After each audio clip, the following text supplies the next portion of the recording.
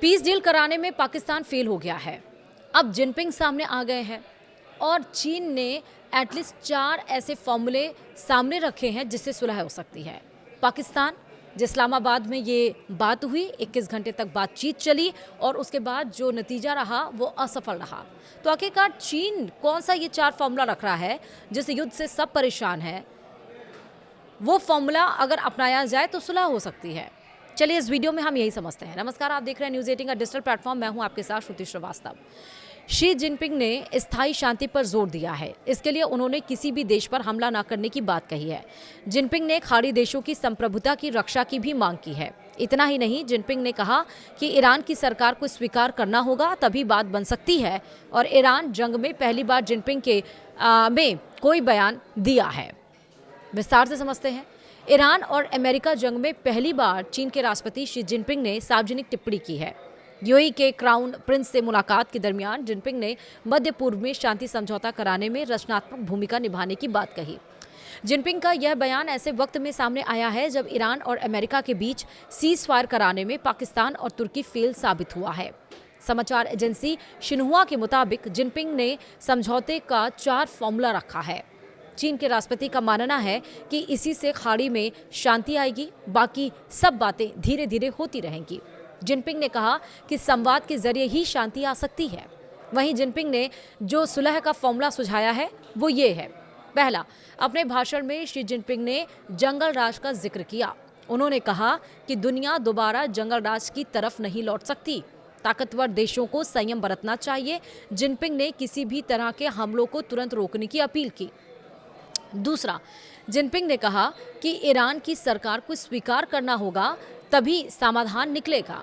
Iran एक संप्रभु राष्ट्र है और उसके शासन को मान्यता देने से ही आगे की बातचीत संभव है। अगर उसे स्वीकार नहीं किया गया तो संकट और बढ़ेगा।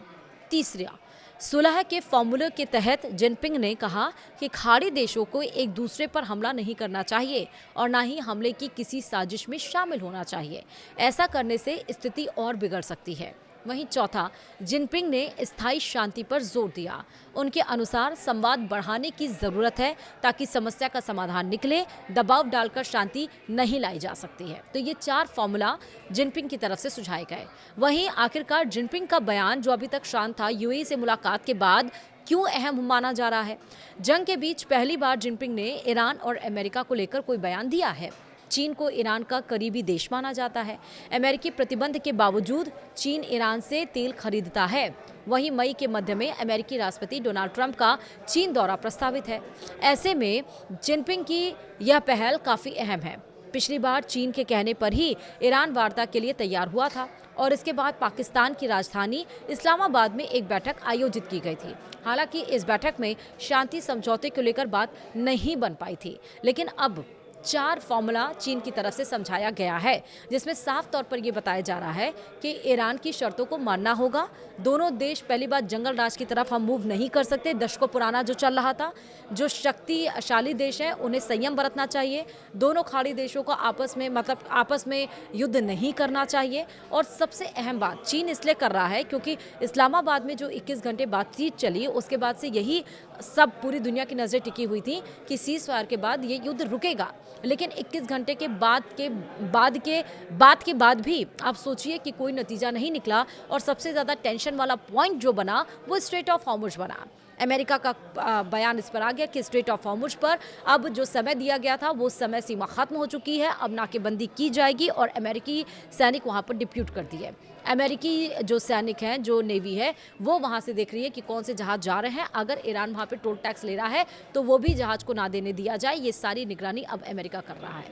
हालांकि जब सीज फायर हुआ था 2 हफ्ते का, तो उसमें ये भी बोला गया था कि ईरान अब यूरेनियम संवर्धन नहीं करेगा, नहीं बनाएगा और सैटेलाइट के जरिए ईरान की सारी गतिविधियों पर नजर रखी जाएंगी और अमेरिका ईरान मिलकर काम करेंगे।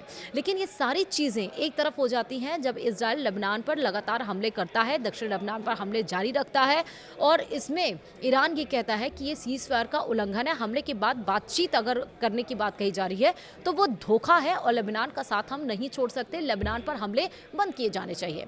अमेरिका का इस पर रिएक्शन आ जाता है कि लेबनान पर हमले नहीं बंद होंगे और इस सीज़ फायर में या शर्तों में लेबनान का जिक्र नहीं था, वो दूसरी बात है, इस पर अलग से बात की जाएगी।